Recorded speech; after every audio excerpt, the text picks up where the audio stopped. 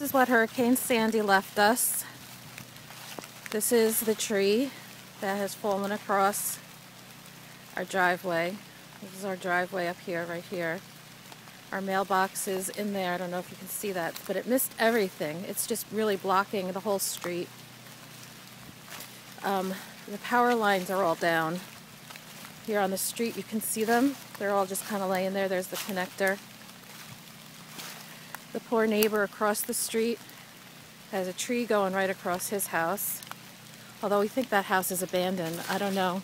But the chimney has been knocked out. It's pretty bad. And then there's another tree kind of just going across the street there. Power lines are down all the way down the street, but they're dead, so I'm not too worried about it. I mean, the whole state is dead, so there's no juice getting through to anything. This lady over here in this little Dutch Colonial, this is the second year in a row she had a tree come down across her roof. I don't know if you can see that real well. So let's see if I can zoom in. Oh, that's pretty bad.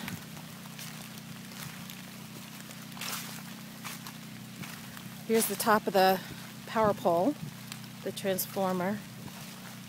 Our next door neighbors here had a tree fall across their car. I don't know if you can see that, but their white SUV's been smashed, but no damage to their house. I can see all the way down the street. There's another few trees that are down there. And then we come back to my house, and I don't know what we've done in a former life to be so blessed, but absolutely nothing to our house. No damage at all. Not a shingle out of place on the roof. And I think it's because we're up so high. I always laughed at Stein for wanting to buy a house on a hill. I'm not laughing anymore because, boy, we really lucked out. Really lucked out. So we did lose a few trees in the backyard. One real big one. Here you can see the power lines again coming down. We lost a real big tree in the backyard. I'll go around and post another few pictures of that. So that's Sandy's legacy. So we're absolutely trapped. We can't get any of our cars out.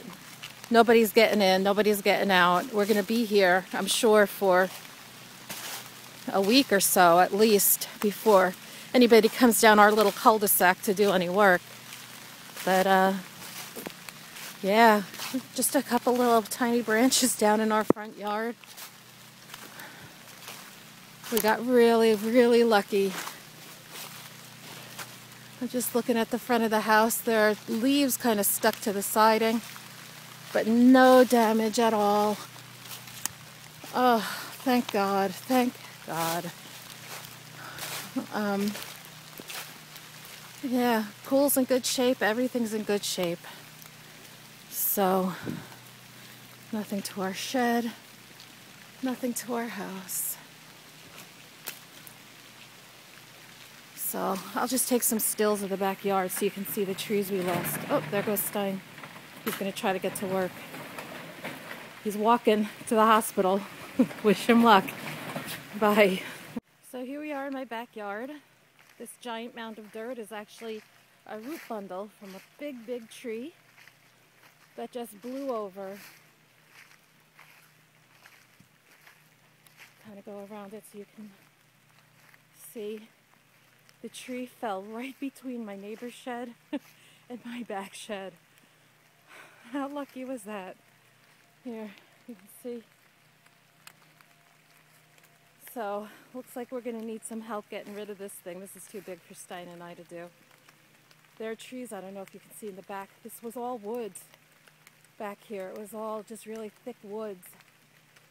And you can see there's probably 5 or 6 trees down right there in the woods. But again, Here's my pool, no damage. The back of my house, all of those skylights held, not one drop of water got anywhere. Oh, praise God. But you can see there's another tree that went down in my neighbor's yard. Again, this is the same guy who lost his car. They actually bugged out last night in the middle of the night after the crash onto their white SUV. I don't know where they headed, but they bugged out. You can see the tree down. I hear sirens in the background. I'm sure there are people in need of help. That's why Stein's going to the hospital, you know. He needs to get there. But just looking around, God, life could be a lot worse. So we have no electric, no water, no power, no lights, no heat, no toilets. But Molly and I are home with the dogs, and we should be okay for, I'm thinking probably 3 or 4 days. At that point, I'm hoping I can either bug out to my folks' house up in Pennsylvania if they don't have any damage, or I don't know, maybe some friends can take us in downtown. I'm not sure, but yeah, all in all, for the Siltovics, it could be a lot worse. I'm just so grateful that we're all safe and that everything's okay. I hear chainsaws going already somewhere in the distance too. So this is what Sandy did.